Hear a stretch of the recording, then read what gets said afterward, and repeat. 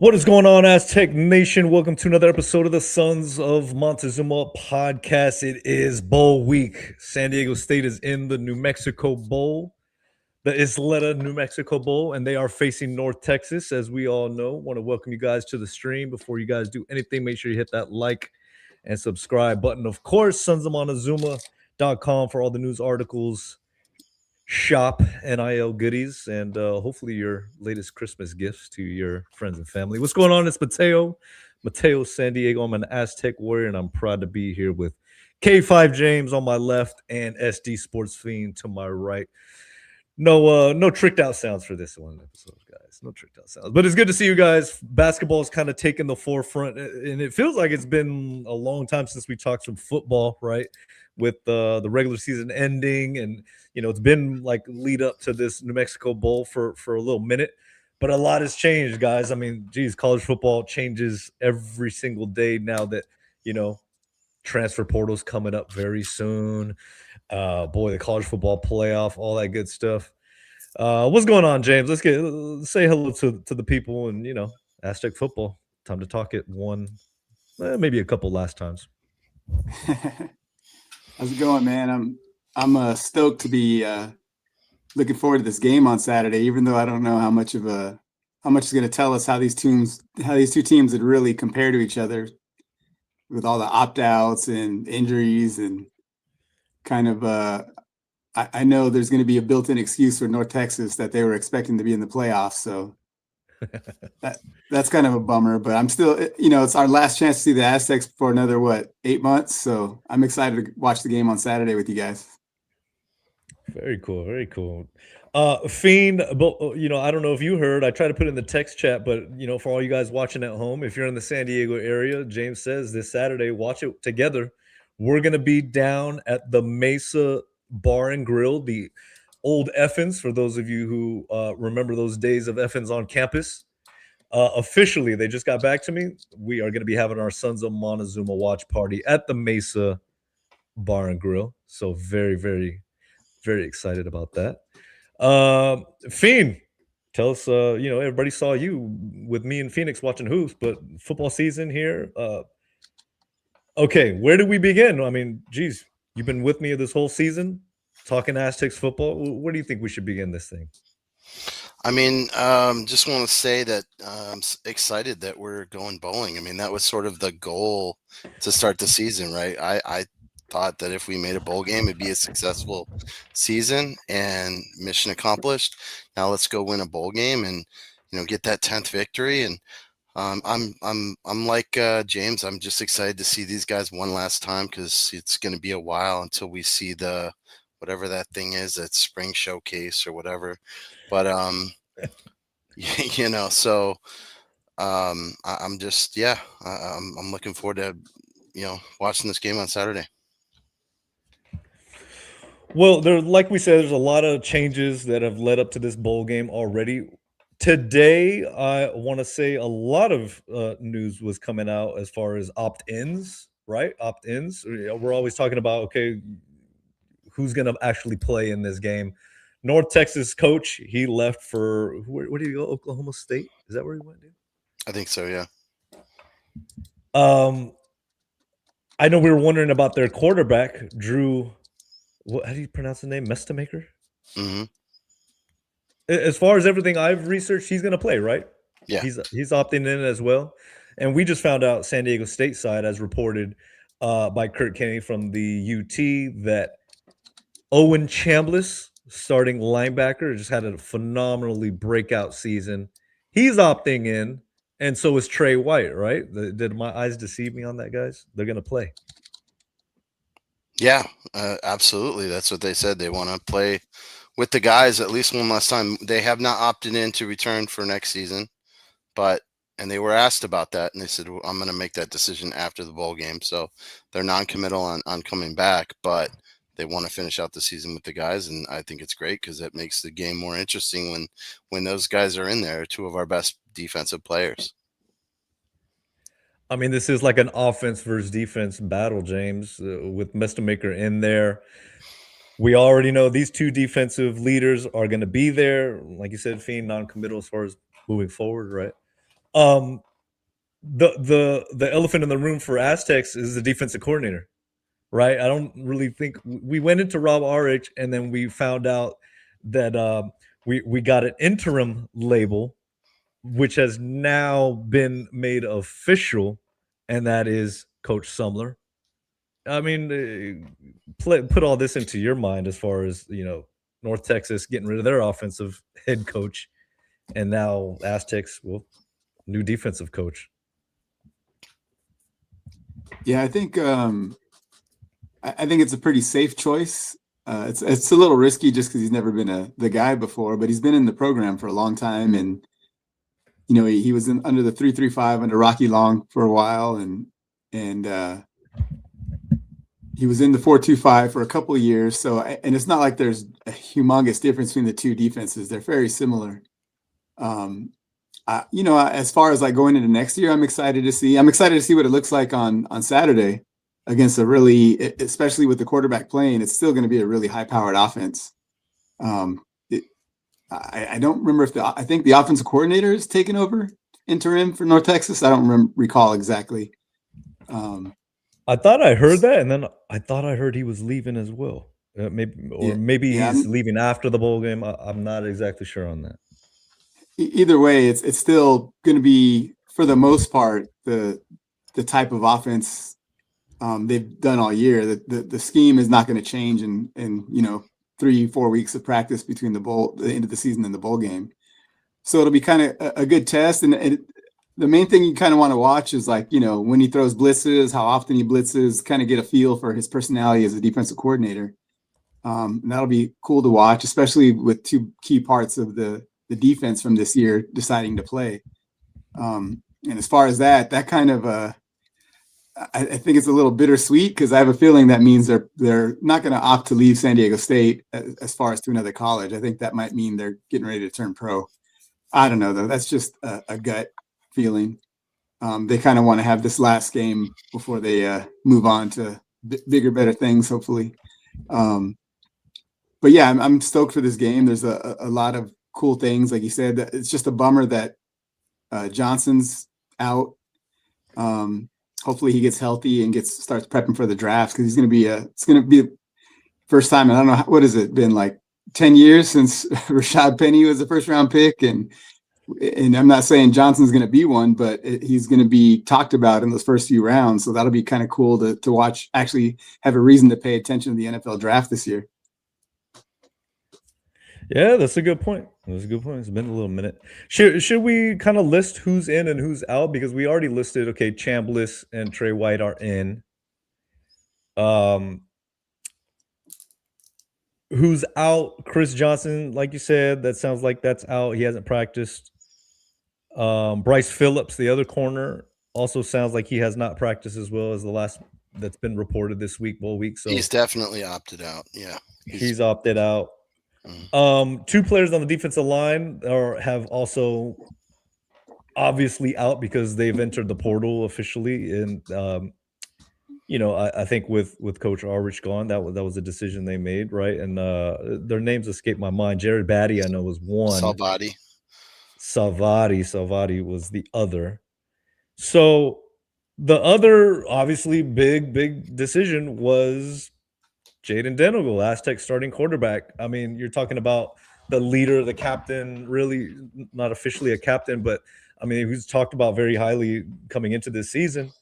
And, he decided to go with shoulder surgery. It was something that was plaguing him all season long. And, once we all talked in the chat, it was like, yeah, it really explains some of the passing struggles this season for the Aztecs offense. So really this game, I mean, what are the prospects of seeing Bert Emanuel get all the snaps? That's straight from Coach Lewis. He's in. He's next man up, right? So I don't know what we're going to see offensively other than pound the rock. A lot of running, right? I mean, what do you guys think about that? Is that pretty much what we should expect, right? Yeah, there'll be a lot of running, of course, but I think the passing game will be. I think there'll be less of those downfield shots and more short passing and even more screens than they already try to run.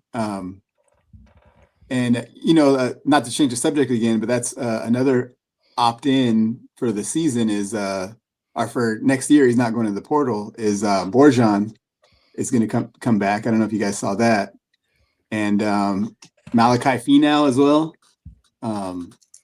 So that's a big one. So there's still some good stuff to watch this Saturday to see how these guys perform, and hopefully they all stay healthy and have a good game. Well, that's the hardest thing to catch up. I mean, like you said, Big Joe Borjan, and he followed Lucky Sutton's announcing that they're both, and of course Micah, but Lucky Sutton, Joe Borjan. I mean, the two biggest components coming into next year for the run game, right? I mean, guys, this was a just run dominated offense for the Aztecs. So much so I looked it up. SDSU hadn't had 1,000-yard rusher. Last year, Marquez Cooper got over 1,000. That was the first time since Greg Bell, so they had 2 seasons in between then. But even looking at Marquez Cooper's season last year, as a whole, the rushing attack, I mean, just improved tremendously. I think it went from almost in the late 50s ranked to top 29 ranked in offensive yards. You're looking at Lucky Sutton. I mean, he finished with 12 over 1,200 yards. I'm looking at over 1,200 yards, and whether that is net or not, because sometimes they discount any yards that they've lost. The dude doesn't lose yards. Like that difference between net or not, like he barely lost anything. So I mean, having him back next season in 26. And you talk about an offensive line that really needed Joe Borjan to come back. They're setting themselves up for big success next year. Now, the offensive line is going to have a lot of seniors to fill, Ross Ulugalu Masuli's center position. Of course, we're looking at Christian Jones.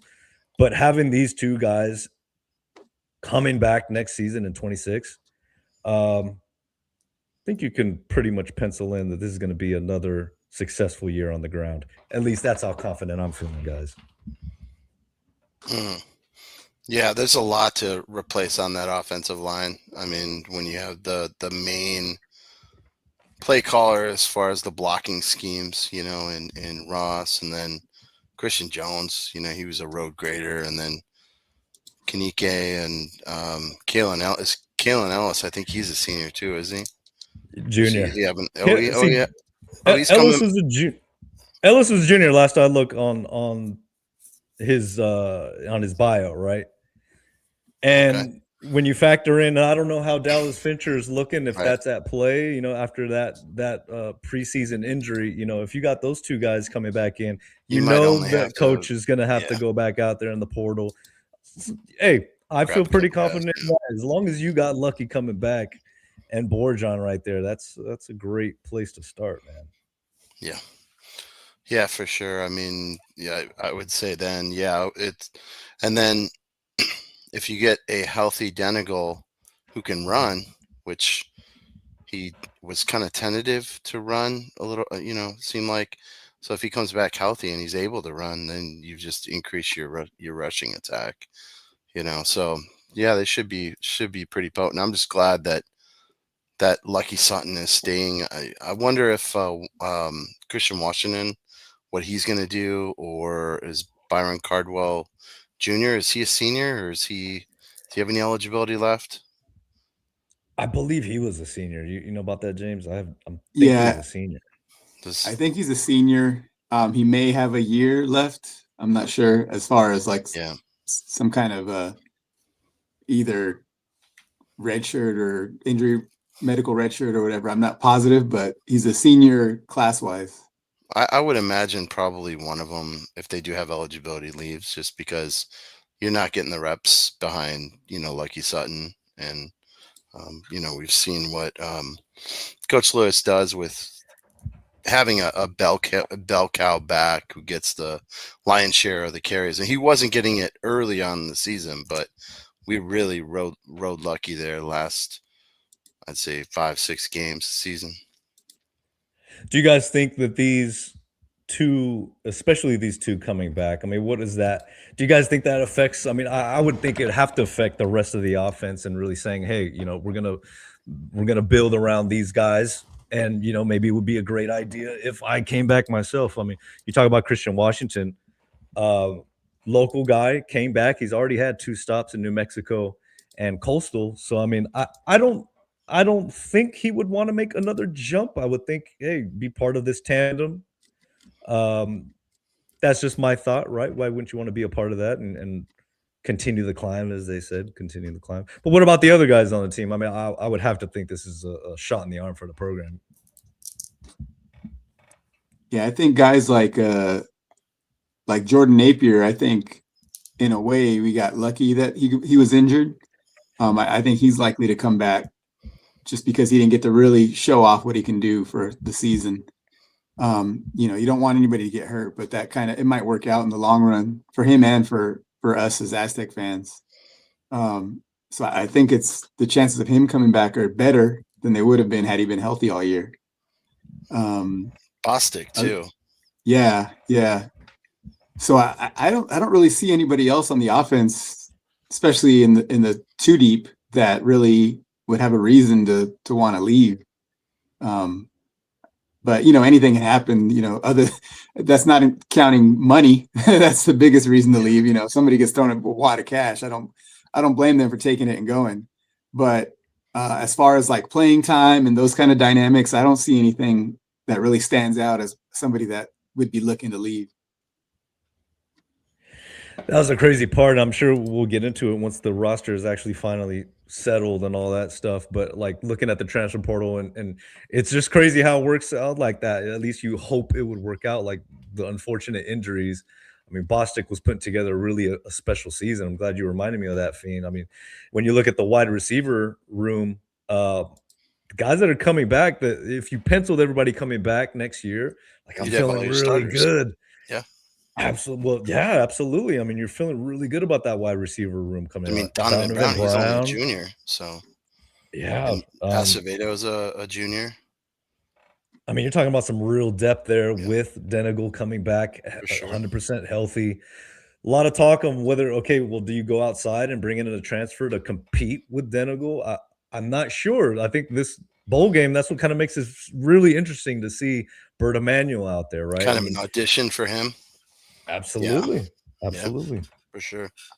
I think they need to bring in an underclassman quarterback anyway, like a sophomore, even a junior. Not only just to add some more pressure on Denegal and Emanuel. If Emanuel has a great game, you kind of pencil him in as the number 2 guy.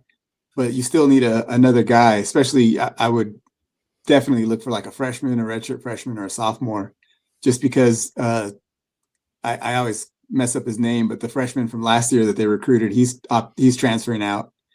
So they need a good underclassman to add some class separation in the quarterback room.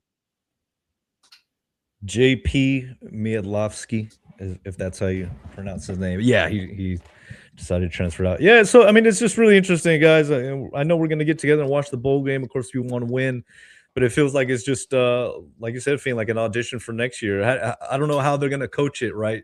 Do you go senior heavy, let the seniors kind of get their run? I mean, I'd love to see Kyle Crum out there get some run at the quarterback spot. I would love to see that. Not sure if that's going to factor into how they coach it, though. Play all your seniors, let them get their goodbye, or do you play these young guys in the hopes that, hey, let's see what they got before we start shopping the portal and really see if they're how do you say, absorbing what they've tried to coach them all season long? I'm not sure. Yeah, and Kyle Crum, by the way, is a junior because he did take a redshirt year.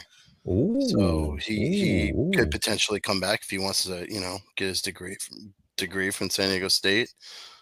Seems to like it here, even though he's not getting any playing time. But I think he's a valuable person to have, as far as a backup. I mean, we saw him play in the preseason, and he looked great. So, it wouldn't surprise me if he is like the backup in this game and might get some playing time, especially if if Bert Emanuel struggles. I mean, I could see him getting some reps in there. Interesting. Okay. Well, I'd love to see that. Um, thank you for the super T Mac. What is going on, man? Greetings from Medellin. Hopefully, Medellin. What's going on? He says, I was a big critic of Coach Lewis, but I'm very happy that the team exceeded expectations. I do think our offense is missing an identity. Watching quarterback play with Boise State and UNLV was much better than SDSU. Yeah, that championship game, boy, UNLV just couldn't get over the hump against Boise State, could they? Just couldn't do it. Even with new coach, I mean, I was kind of happy to see that, to be honest with you guys. Identity wise though, like it's tough to tell because the first year we were all expecting Coach Lewis, the hype was being, I think it led into people thinking we are going to sling the ball, throw the ball all over the place, Danny Dimes, all that stuff, Marquez Cooper, all that stuff, and it just didn't materialize. But I think you really saw he's dedicated to the run. He really is. And when you got somebody like Lucky Sutton and the offensive line road graders that they brought in, right? We talked about that. Like just lean on that and just make that your identity again. It'll be interesting to see moving forward next year, knowing that Denegal had this shoulder injury, but he toughed it out. And, was it because of that factor that they really just decided to just pound the rock? Or is that really what identity Lewis wants to move forward with? We'll see. What do you think, James? Man, I know I'm going to sound like a broken record, but this guy has a track record of making quarterbacks produce, having quarterbacks produce. So it's just a matter of time of getting the right circumstances. It's going to happen. It's just, and it could be next year. It might be finally the year where it starts to show, because Denegal will have a full year in the system. He'll be healthy, hopefully, and we'll finally get to see. I think we kind of started to see it in that Colorado State game, what this offense could be, what Coach Lewis wants it to be. And that's the thing I'm the least worried about. I'm more worried about, how the defense is going to look next year with the new defensive coordinator. I think they're going to be fine, but that to me, that's more of a worry. The offense, I just don't see a way for Coach Lewis not to get the offense going at some point in the next year or two. Just because he's done it everywhere he's been. He's had good quarterback play, a good balanced offensive attack. That's been one of the top offenses in college football, no matter where at Kent State, he had one of the top offenses in college football. So I just that's one thing I'm not really worried about. They have an identity. They just haven't been able to show it for a variety of different circumstances, be it injury or just the guy's not quite having the talent. So I'm not really worried about that. I think it's going to come. It's just we got to be patient. He's had to, he's trying to. There's a lot of momentum going one way with this offense for the last over a decade, and he's trying to reverse that momentum and get it going back in the other direction. So it's going to take time. It wasn't going to happen instantly. So I think this is like the bridge year, and hopefully next year we'll start to see the real deal. Funny how quickly we want things to just stop on a dime, turn around, and be completely like rewrite the identity of everything. I mean, sometimes it happens, right? Sometimes it does happen like that, but San Diego, we're an interesting bunch. And especially you can't count the half-ass attempts by not anything bad against Coach Long or Coach Hoke, but they had some half-ass attempts to try to convert this team into a spread team, and they didn't really commit to it. So you can't really count that. That's when they had no identity. They didn't know what they were doing. They didn't know what they wanted to be. Like, I think Coach Lewis knows what he wants this offense to be. He's just trying to get it back, get the talent and the experience and everything back to everybody's pulling in the same direction, like he always talks about. I think it also comes down to who are you able to retain? Who are you able to get in the portal? What does your team look like? What is the strengths? And then building, game plans around that. And so from year to year, it might look different if you're not able to get the guys that you want in the portal, or you get guys that, that don't stay, So I don't think he intended on being so run heavy, but you look at this offensive line that we assembled, you look at the running backs, it was just built to run this year. Will that be the case next year? We don't know. There's some holes to fill. We've got some receivers coming back. Maybe the pendulum swings the other way. Oh, well, it was the biggest turnaround record-wise.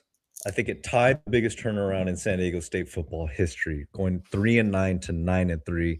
I see that in the comments. They balled out. They made it happen. There were some close games, low-scoring games. I think T-Mac's right as well. There was some erratic calls. There were some erratic plays. A lot of that you factor in. You're dealing with injury. You're dealing with, whatever shakeup it was on the lines and all that good stuff. But I think they do follow the repeat tactic strategy. If I'm a betting man, I think they go back out there and try to just get as much size as possible again, that they know some familiarity with, guys that maybe played through other coaches that they trust, or maybe they coached in the past. That would be my best guess. I think it would be the wise thing to do, especially knowing that Lucky Sutton's coming back. I mean, that's got to be the focal point of the offense again. Like we already said earlier, all the wide receivers coming back, hopefully, potentially. I think you will see a better passing game and maybe more of an identity that some of you guys want to see, right? Yeah, and I'm looking at the two deep right now for the offensive line going into next season, and I'm actually feeling a lot better with Borjan making that decision to stay. Because that, you plug him in at left tackle. Ellis is, as long as nobody else leaves, if Ellis comes back, he'll be the left guard. And then Fincher, before he got hurt, was going to be the starting right guard. So that's basically your starting right guard back. And so you're basically replacing your center and your right tackle. Obviously losing the center is a big deal just because he's kind of the brains behind the offense in this system. But yeah, as long as they can, I think maybe that's where they target somebody in the transfer portal is at center. But I know they have Cam May. Where did he come from? He's the backup right tackle right now. But I know he's been a starter at the FBS level before. At Howard. Yeah, or excuse me, FCS level. But a guy like that, he might be able to step in and play right away. So I think the offense is not. I know we all towards the end of the year were thinking, oh man, this offensive line is going to be trouble next year. But with Borjan, that was a big deal, him coming back, because he was the starting left tackle before he got hurt last year. So I feel really comfortable with him at that left tackle position. So that's a huge deal. That's key going into next year. Well, still a lot of things are going to happen between now and spring ball. Of course, the transfer portal is officially coming up in the next couple of weeks, right? So after this bowl game, North Texas, New Mexico Bowl, we'll see what's going to happen. I'm glad we got some opt-ins and some firm commitments for 26, guys. So I think we're on some pretty good footing. And of course, we're out of the Mountain West. Out of the Mountain. UNLV getting handled right now, 17-3 against Ohio. Ooh, oh man, I completely forgot. Points. I've been terrible at watching the bowl games this year, man. Usually I watch almost every single one, and this year I just got a lot going on and I haven't had a chance to key in on them. It's different now, dude. It's different. College football playoff, I mean, it's been kind of hit or miss, right? Unfortunate for the non-power schools right now, but I mean, yeah, that was a bummer. I was excited for last Saturday, hoping they would make some games and surprise everybody, but didn't work out that way. Yeah. Tulane, I thought they would perform a little better than what they did. All good. Well, guys, anything else we need to add on this? I know it's Festivus. Do we got to get any grievances out? Festivus grievances for Aztec football in this bowl game in New Mexico, the corn and the salsa bowl. I don't have any grievances. I'm just glad we're bowling. Yeah, I guess like my grievance is it sucks it wasn't like the Arizona Bowl or what is that, the Snoop Dogg Bowl that true. Yeah. That's my only grievance is it's not a bowl game that's easy to get to and a good location for us. That's my only grievance. When we were in Phoenix, when we were in Phoenix, we could see all the posters for the Rape Bowl that's being held right next to where we watched the Arizona San Diego State basketball game at Chase Field. And so that's the day after Christmas. And I was just like, man, I could have drove back for this game, but wasn't meant to be. We're corn in the salsa bowl. I blame New Mexico. They set us up to come back to Albuquerque. Hey, much respect to all you guys who are making that trip out to the bowl game. I know a lot of family and friends, of course, are going to be making it out there. And, hey, a big thank you to all you guys that have hung with us this football season. One more game to go. Oh, I can't stand UNLV. T-Mac says they talk the most trash and believe they are deserving of a Delusional. P4 invite over everyone else. Yeah, it's pretty true. There's not a more delusional fan base in the Mountain West than UNLV. Oh man. Yeah, it's in both major sports, man. Their basketball fans still think it's the 90s and it's the running Rebels basketball team going out there. Larry Johnson isn't walking through that door. Grandmama. Dude, Boise State got waxed by Washington. That wasn't cool. And Utah State lost to Washington State, but that was a Pac-12 preview, right? That was kind of a Pac-12 preview. Cal and Hawaii, that one actually looks like a pretty cool one. I think that's going to be a lot of fun. Tomorrow. Yeah, I'll be rooting for Hawaii. Hawaii. And then New Mexico, Minnesota, those turkeys. Also playing on Friday in that Rate Bowl. Yeah, I'll be rooting for Cal so we can complete that circle of suck between us and Hawaii and Cal. Very incestuous circle of suck. Oh man. Well, we're just happy to celebrate along with you guys the success of a football season back on the Mesa. Going to be plenty more to talk about. Of course, this is like an audition, guys. So, we're looking forward to seeing the end result of this bowl game. And they haven't played each other in 50 years, so it's going to be pretty interesting. You think Stone Cold Steve Austin makes an appearance? That might be pretty cool, James. He ain't going to New Mexico for a bowl game with his alma mater, dude. He's on his ranch in Texas, man. Slamming some cold beers on his head, like. I think that I like the comment that Ben Mendez 755 said in the chat. This bowl, San Diego State versus North Texas, might be a future regular season game. Could they be an addition to the new Pac-12 with Texas as a travel partner with Texas State? Yeah, got a good football team. Their basketball arena is massive. They tend to have usually pretty good basketball teams, so, and gets the Dallas area metroplex. So. Would you take them? It'd be a good addition, but I think they like where they're at. But who knows? Anything could happen. Oh, standing pat in Texas. Oh yeah, check it out, Matt. I got the new hotness. I took advantage of the deal you had, man. So everybody's looking for a hat. I love this thing.